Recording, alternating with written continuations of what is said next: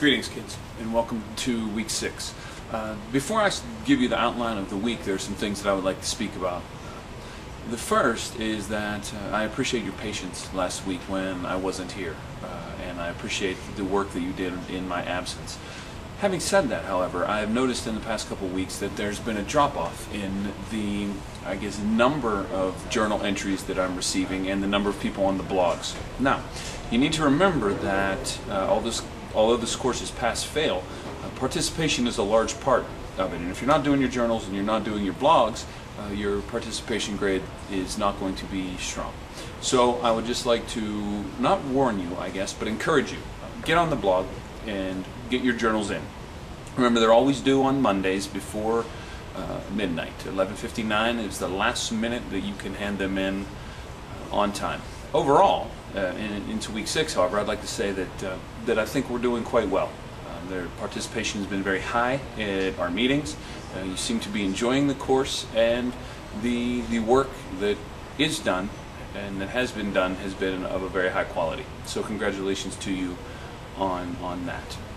This week we are going to deal with global trade. It's going to be a short week as far as content goes. We're going to have one lecture on trade, the possible benefits of it and the drawbacks of it. We then, next week, in week 7, we'll move to more theoretical application of the liberal and the realist lens as we move to something called international political economy. Trade plays a big role in that, so before we head into week 7, I would like this week to deal from a content standpoint with international trade.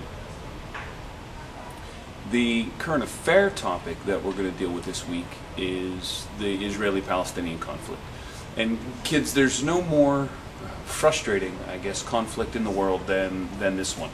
When I was in Kuwait, when I first started studying international affairs 9 years ago now, I would watch the news and read the paper every day about the Israeli-Palestinian conflict. And at that time, it was right at the end of the Second Camp David Accords, which you'll learn about this week, and there was a great deal of hope. That was quickly shattered in September of 2000 when the Second Intifada began.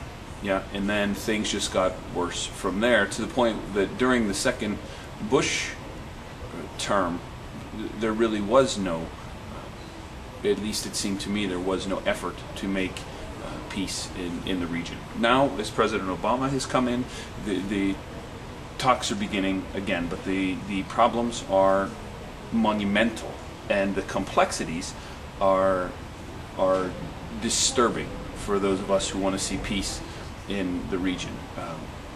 We will spend more time this week on current affairs than we have in any other week, because the Israeli-Palestinian conflict is so dense and so important, not only to the region, but to stability around the world. So, from a content standpoint, we'll deal with international trade. From current affairs standpoint, we are going to delve into the mess that is the Israeli-Palestinian conflict. Third, you are going to have your geography exam next week on Northern Africa. Now, when I say Northern Africa, the countries that we are going to study are the countries including and above Cameroon, Central African Republic, Sudan, Ethiopia, Somalia. So those 5 countries go right across the middle of the continent, and from there up. I believe there are 30 countries that you will be tested on. So this is the biggest of all of our geography quizzes so far. I wish you a good week. I encourage you to continue the hard work and keep up with your participation, and I will see you online and in class. Take care of yourselves.